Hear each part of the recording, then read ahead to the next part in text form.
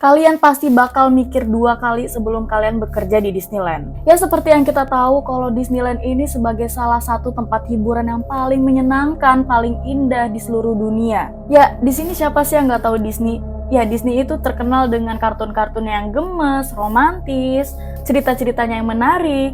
Tapi di balik keindahan itu semua ternyata banyak juga para karyawan Disneyland yang berbagi cerita atau pengalaman betapa sulitnya dan menuntutnya bekerja di Disneyland. Nah, mereka-mereka ini juga membagikan rahasia sisi gelap dari Disneyland. Dari cerita sistem terowongan rahasia yang bakal bikin kamu tersesat, sampai sejumlah kematian aneh yang terjadi di dalam Disneyland. Tapi sebelum masuk ke videonya, kalau lu suka sama video gue dan mau terus ngedukung gue, silahkan like, comment, subscribe, dan share ke teman-teman kalian. Oke, gue Ayu Helina, gue ucapkan terima kasih.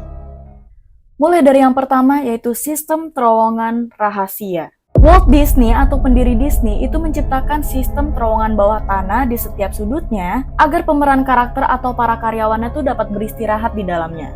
Dan juga agar para pemerannya ini tuh bisa jalan-jalan kemana aja tanpa menggunakan kostum. Tetapi beberapa karyawan juga menceritakan apa yang sebenarnya terjadi di terowongan rahasia ini. Nah, salah satu cerita yang sudah beredar yaitu ketika ada karyawan baru yang dimana karyawan baru ini tuh menjadi karakter maskot Disney. Ya siapa lagi kalau bukan Mickey Mouse. Nah, bilang aja lah si karyawan baru ini tuh namanya si Mickey. Nah, si Mickey ini tuh bilang kalau dia tuh sempat kebingungan dan sempat tersesat di terowongan ini. Gimana nggak tersesat? Dia kan karyawan baru dan sistem terowongan rahasia ini kan ada di bawah tanah. Apalagi tuh dia ada di setiap sudut Disneyland. Disneyland ini kan luas ya, say. Nah, si Mickey ini juga sempat bertanya kepada karyawan-karyawan yang lain. Tapi karena si Mickey ini tuh baru, jadi karyawan-karyawan yang lain tuh kayak mengabaikannya gitu loh. Jadi kayak senioritas gitulah karyawan-karyawan ini. Nah, karyawan-karyawan yang lain juga sempat cerita kalau beberapa anggota pemeran tuh suka make terowongan ini tuh untuk bersenang-senang. Jadi kayak lo para pengunjung tuh pada bersenang-senang di atas, mereka juga pada bersenang-senang dengan cara yang berbeda di bawah. Ya, lo ngerti gak maksud gue? Yang kedua ada antrian. Ya menurut gue pribadi ya, salah satu kekurangannya Disneyland itu adalah antrian yang panjang banget. Gak usah jauh-jauh Disneyland. Kayak bener-bener Dufan depan mata aja tuh juga ngantri gitu. Ya namanya area hiburan, maksudnya itu suatu yang wajar lah. Karena Disneyland ini kan dari dalam negeri maupun luar negeri juga banyak yang datang ke sana. Jadi di Disneyland ini tuh kayak ada akses disabilitas atau untuk penyandang disabilitas. Jadi akses ini tuh kayak membantu penyandang disabilitas untuk menuju ke antrian yang teratas. Nah, tetapi ternyata akses ini tuh disalahgunakan oleh orang-orang kaya atau orang-orang yang berduit lah jatuhnya. Jadi orang-orang yang kaya ini tuh dia beli akses disabilitas untuk keperluannya sendiri, walaupun mereka ini tuh nggak punya riwayat disabilitas. Ya cukup jahat juga sih maksud gue. Gue di sini karena gue juga belum pernah ke Disneyland ya, jadi gue tuh mikir apa di sana tuh nggak ada yang kayak akses premium gitu kayak di Dufan. Yang ketiga, seseorang yang menginap semalam.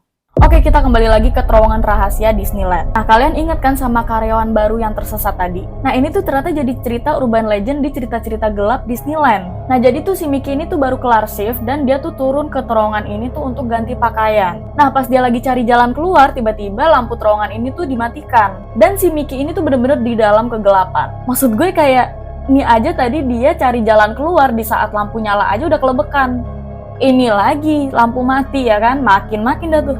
Jadi tuh dia udah berkeliaran di terowongan ini tuh selama berjam-jam sebelum akhirnya pingsan. Dan akhirnya si Mickey ini pun tertidur di dalam terowongan tersebut selama semalaman. Dan keesokan paginya dia ditemukan dengan kondisi badannya yang menggigil dan raut wajahnya yang penuh ketakutan. Nah, setelah kejadian ini, cerita ini tuh akhirnya menjadi cerita untuk menakut-nakuti karyawan baru. Entah apa motifnya untuk nakut-nakutin, cuman maksud gue ini kayak konyol banget gitu.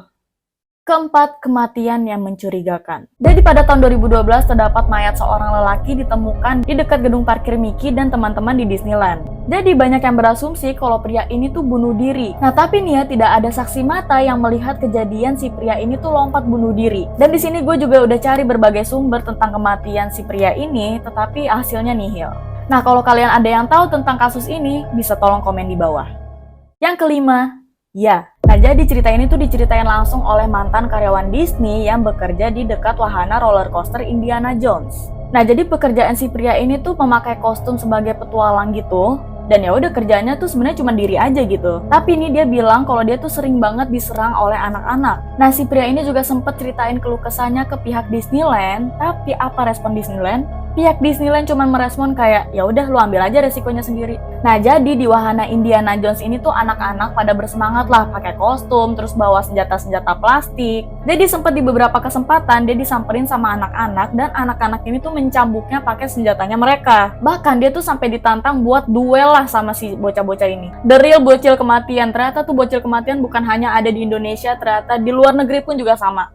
Yang keenam, Winnie the Pooh dituntut. Pada tahun 1978, Disney dituntut oleh salah satu tamu di taman karena seseorang yang berperan sebagai Winnie the Pooh menampar putri mereka. Dan pada tahun 1981, kasus ini dibawa ke pengadilan. Dan pelakunya muncul tanpa menggunakan kostum Winnie the Pooh.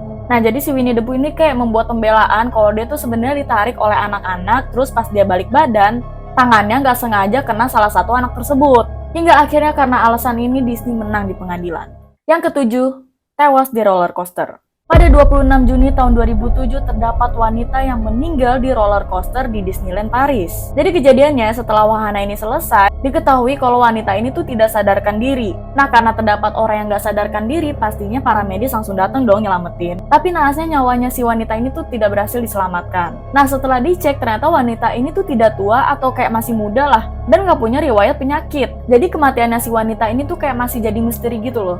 Jadi setelah kejadian ini tuh wahana ini ditutup sampai kasus ini tuh terungkap lah penyebabnya. Bahkan sampai detik ini kasus ini tuh nggak pernah dipublish sama si Disney. Padahal wahananya tuh udah dibuka kembali. Gimana menurut kalian? Yang kedelapan, penjara Disney. Tahu gak kalau di Disneyland itu tuh ternyata punya penjara khusus loh guys? Hah? Penjara?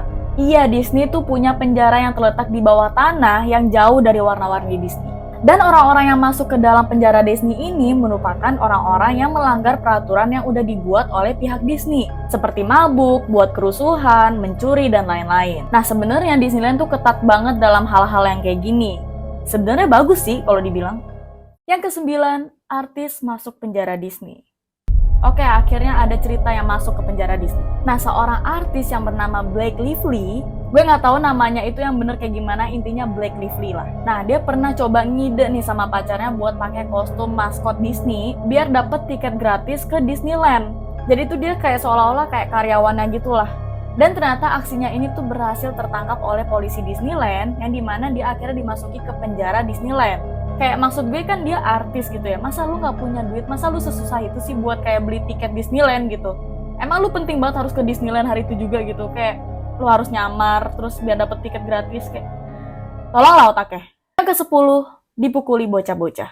Oke, kembali lagi di wahana Indiana Jones, tapi kali ini ceritanya beda, yang dimana tuh ini ceritanya dari karyawan toko Indiana Jones, yang dimana toko ini tuh kayak ngejual senjata-senjata plastik gitulah, kayak pedang, pistol, dan segala macam lah. Terus ternyata si penjaga toko ini tuh juga diserang oleh anak-anak yang baru banget beli senjata-senjata plastik tersebut. Jadi kayak dia dipukulin, ditusuk lah, sama juga sama halnya yang kejadian yang tadi. Bahkan dia dipukuli sampai luka-luka. Nah, dari pihak Disney dia nggak ada komen apa-apa, dia kayak cuman ya udah itu cuman resiko lu lah. Maksud gue di sini kan dia cuman penjaga toko, terus kayak dia ngejualin senjata plastik ke anak-anak, dan anak-anak ngebeli terus kayak mukulin penjaga tokonya, itu nggak make sense sih menurut gue. Tapi gimana menurut kalian? Itu tadi dia guys, 10 sisi gelap yang diceritakan oleh karyawan Disneyland. Kalau gue pribadi, gue dari dulu tuh suka banget yang namanya Disney. Dari kartun-kartunnya, princess, dan segala macam. Cuman ternyata gue agak shock juga yang terjadi dalam Disneyland ini. Yang dimana kejadian-kejadiannya tuh bener-bener gelap banget. Gak sesuai sama kayak tempat hiburan, keindahan, kesenangan. Tapi itu semua cuma cerita-cerita dari karyawan-karyawannya. Entah itu cerita benar atau tidak. Gimana menurut kalian? Mungkin segitu aja untuk video hari ini. Kalau kalian suka sama video-video gue dan mau terus ngedukung gue, silahkan like, comment, subscribe, dan share ke teman-teman kalian. Gue minta maaf kalau terdapat kesalahan, dan terima kasih banyak yang udah nonton sampai habis. Gue Ayu Herlina, see you in the next video. Bye-bye!